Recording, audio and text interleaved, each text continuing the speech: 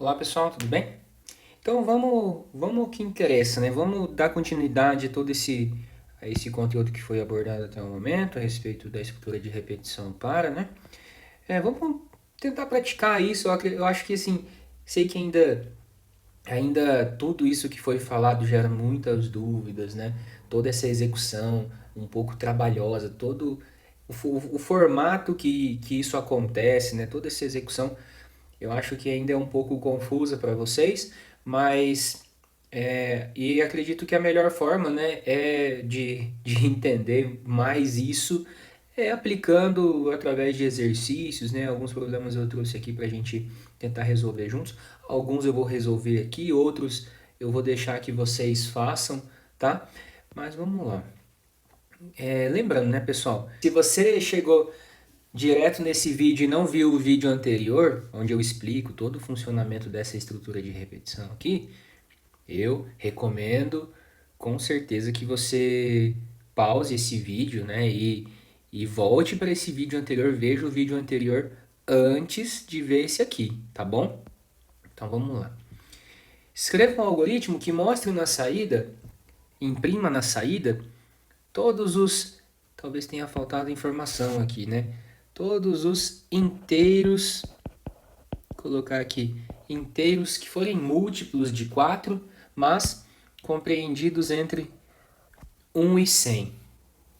Então, vou abrir uma nova página aqui.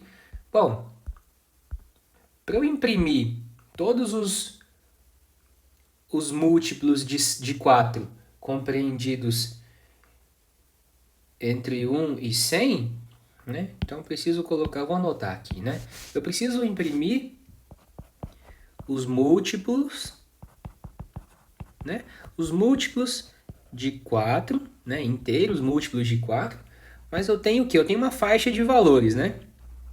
1 até 100, né?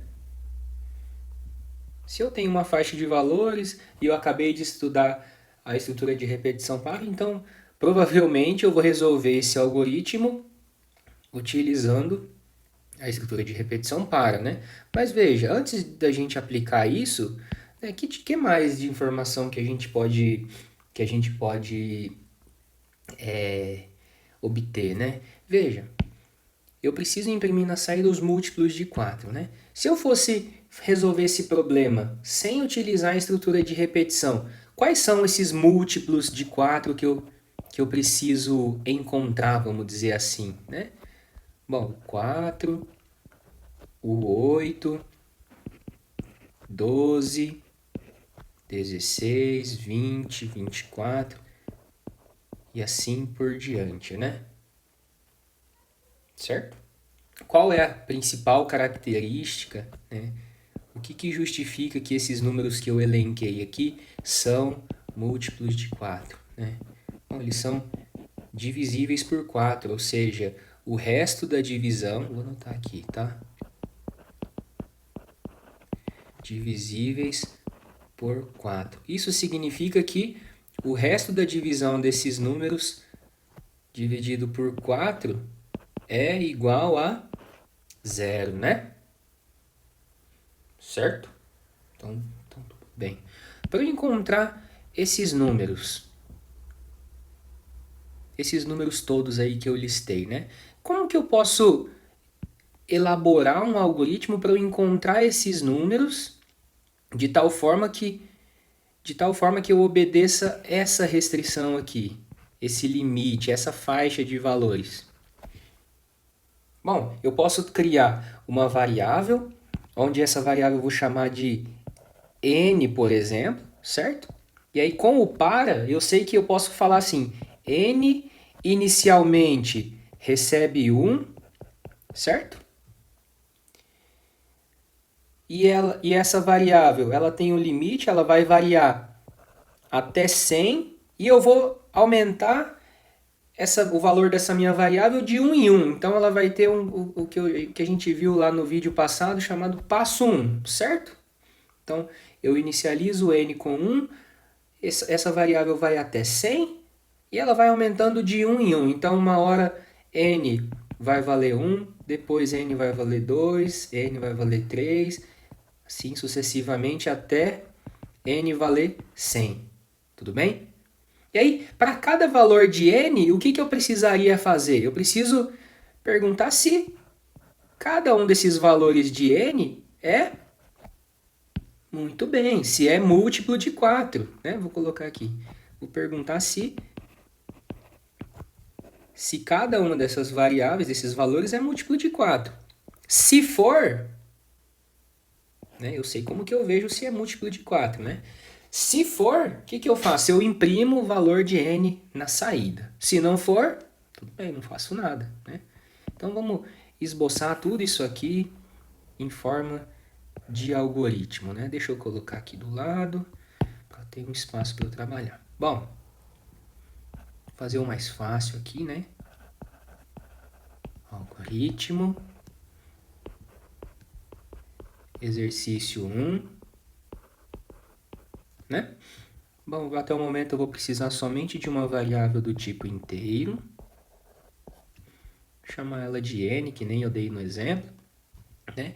O exercício em si não precisa ler nada da entrada, então só preciso imprimir na saída esses múltiplos, né?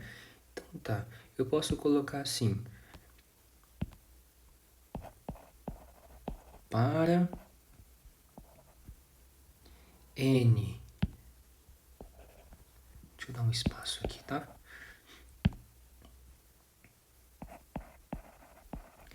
Para colocar aqui n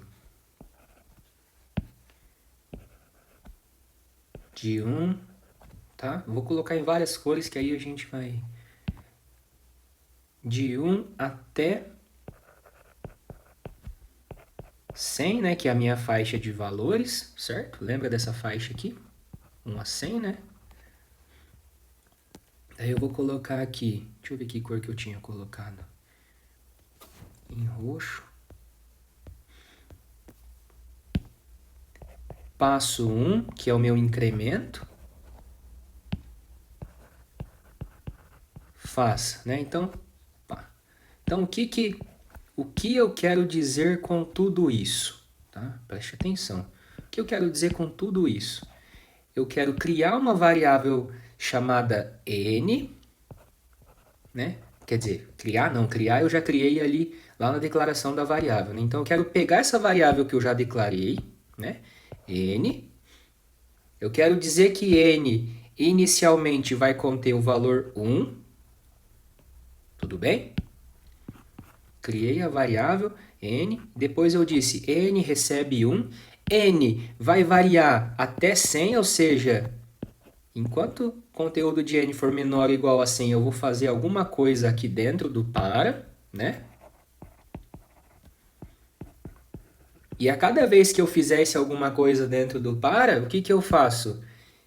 N recebe n mais 1, que é o passo 1. Então eu vou fazer o que tem que fazer aqui dentro e depois vou lá para o passo 1 e incremento o conteúdo de n. Se n estava com 1, vai para 2.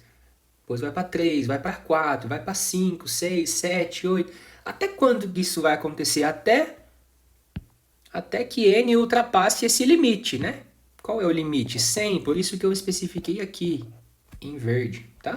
Beleza, pessoal? Vou apagar todas essas setas aqui, tá? E aí a gente vai, para não poluir muito o algoritmo. Bom, o que eu tenho que fazer basicamente aqui dentro do para? Se n inicialmente vale 1, né? E eu já cheguei à conclusão que essa minha variável, ela vai pular de 1 em 1, né? Ou seja, uma hora n vai estar com 1, outra hora n vai estar com 2, 3, 4, 5, 6, 7, 8, até 100, né? Então, para cada n para cada valor que n for assumir, eu tenho que perguntar o quê? Se esse valor é múltiplo de 4. Então, vou colocar uma estrutura assim, né? Se conteúdo de n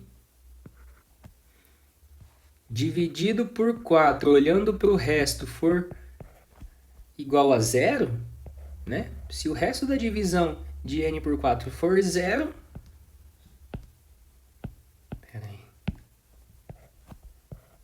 então significa que aquele n, aquele valor daquele momento é múltiplo de 4, né? É divisível por 4. Então, escreva n. Senão, não faço nada, né? Senão, continua, segue o algoritmo, né? Fim para e fim, opa, fim algoritmo. Certo, pessoal? Bom, deixa eu selecionar isso aqui, eu vou apagar isso aqui. Se você precisar rever isso aqui, você volta aí no vídeo, tá? Eu vou cortar aqui a minha tela, tá? E só para dividir um pouco aqui, eu vou tentar executar o algoritmo aqui mesmo, tá? Bom, inicialmente, se eu for executar linha por linha, eu já sei que eu tenho lá na primeira linha a declaração da variável, né? N. É uma caixa chamada N que inicialmente não tem nenhum valor. Perfeito, né? No para, então eu digo lá, N recebe 1 e o conteúdo de N vai ser sempre verificado com relação ao limite 100, né? Então, esse para vai ser executado até que N contenha o valor 101. Quando N chegar a 101, aí eu paro de executar essa estrutura de repetição. A gente já viu isso claramente no vídeo que foi bem longo, né? No vídeo anterior, né? Se você ainda tem dúvidas por que é 101 ou por que é o 11 lá do exemplo anterior, reveja o vídeo que eu gravei anteriormente, tá bom? Então tá. Se N vai variar de 1 em 1 por conta desse passo 1, né? Então uma hora vai estar com 1, outra hora vai estar com 2, então vamos ver o que vai acontecer. Como N vai até 100, ou seja, pertence ainda a esse limite, né? O conteúdo de N nesse momento vale 1 e ele só vai interromper quando chegar a 101. Então eu vou executar o que tem dentro aqui do para, né? Então, o que tem dentro do para? Tem uma estrutura condicional. Conteúdo da variável n dividido por 4, olhando para o resto, é zero? Nesse caso, a pergunta que vai ser feita é assim, né? 1 dividido por 4, olhando para o resto, é igual a zero? Não, né? Então, o que está dentro da estrutura condicional não vai ser executado. Fim C, fim para, mas o fim para quer dizer assim, vá lá para o passo 1, certo? Passo 1 vai dizer para o n aumentar em mais 1, né? Tava com 1, vai para 2. O meu para só vai ser interrompido quando o n chegar a 101, como o n não é ainda 101, né? N vale 2, eu vou executar de novo. Conteúdo da variável n, que é 2, dividido por 4, é igual a 0? Não, né? Se eu dividir 2 por 4, quanto que vai dar isso? Vai dar 0, resto 2, certo? Então, também não. Então, não vai ser feito nada ainda. O que está delimitado pelo C e o fim C não vai ser executado. Fim para, volta para o passo 1, N recebe N mais 1, né? Vai para 3. Faço a mesma pergunta. 3 dividido por 4, olhando para o resto, não é igual a 0, né? N recebe N mais 1, vai para 4, né? Entro na estrutura condicional de novo, né? Porque é o que faz parte dentro do para. 4 dividido por 4, olhando para o resto, é igual a 0? Nesse caso, sim, né? 4 dividido por 4 dá quanto? Dá 1, resto 0. Certo? Então, nesse caso, vai ser exibido na saída, colocar assim, ó, escreva, essa instrução que está delimitada aqui pelo C e o fim C vai ser executada. Escreva conteúdo da variável n. Então, vai aparecer na saída assim, 4. Conteúdo da variável n, 4. Certo? Fim C, fim para. Vou para o passo 1. N recebe N mais 1. 5. Faço a mesma pergunta, né? Isso vai se repetir para o 5. Né? 5 dividido por 4 dá resto 0. Olhando para o resto, tem resto 0? Não. Né? Então, N recebe N mais 1, vai para 6. 6 dividido por 4, olhando para o resto, dá 0? Não, né? N recebe N mais 1 por conta do passo 1. Faço a mesma pergunta para o 7. Pergunto se 7 dividido por 4, olhando para o resto, dá 0? Né? Também não. Basta que você faça, se você tiver dúvidas, né? Basta que você faça a divisão, que nem eu fiz aqui do lado, né? Não tem problema não. Lembrando que divisão de inteiros, tá? É lógico que se você dividir em números reais isso, né, vai dar resto zero, com casas decimais, mas vai dar resto zero, né? Mas é a divisão de números de inteiros, tá? N recebe N. Mais um chegou no 8, né? Chegou no 8, a gente sabe claramente que é múltiplo de 4, mas vamos ver o que vai acontecer. Conteúdo da variável n dividido por 4, olhando para o resto, é igual a zero? Sim, nesse caso também é. Então o que vai acontecer? O que está delimitado pelo C e o fim C vai ser executado. Escreva conteúdo da variável n, que é 8. Fim C, fim par. Isso vai se repetir até quando? Até quando n chegar a 101.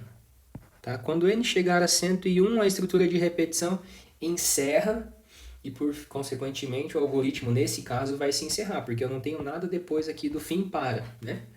Quando chegar a 101, que tipo de informação vai ter sido impressa na saída para o usuário? Sim, exatamente. Todos os múltiplos de 4 compreendidos entre 1 e 100. Tá? Então, vai ter impresso na saída, né, todos os números. Deixa eu colocar aqui, ó, 96 e 100, tá? Tente executar, faça mais iterações aqui, mais passos, mais execuções disso aqui. Continue aí executando, tá? Como forma de você praticar. Se você não se convenceu de que isso realmente vai dar certo, execute aí mais alguns passos, algumas iterações para você compreender isso. Tudo bem, pessoal? Então, vou só ler aqui nesse vídeo para finalizar o exercício número 2, tá? E aí vocês tentem fazer esse exercício, tá? Beleza? Construa um algoritmo que mostre na saída, também só imprimir na saída, todos os números pares de 2 a 50, tá? Compreendidos entre 2 e 50. Mesma ideia do exercício número 1, só que ao invés de você verificar se são múltiplos de 4, você vai ter que achar alguma forma de identificar todos os números que forem par, né? Que for par, né, pessoal?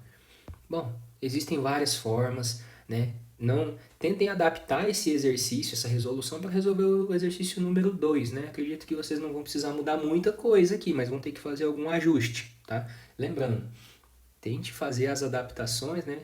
Assim, pode usar o que foi feito aqui, mas saiba, tenha consciência do que você está usando, né? Do que você está modificando. Não basta apenas copiar e colar aí, né?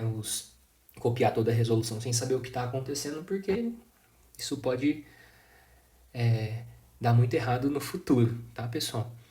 Então, é lógico, também não é a única resolução, né? Se você teve alguma outra ideia, comente aqui embaixo, né?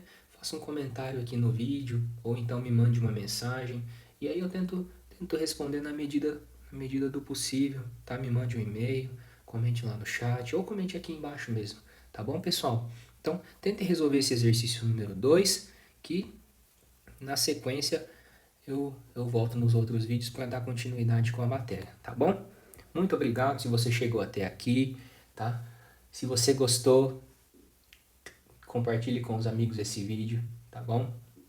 Se inscreva no meu canal, ative o sininho para você não ficar por fora das novidades e até a próxima.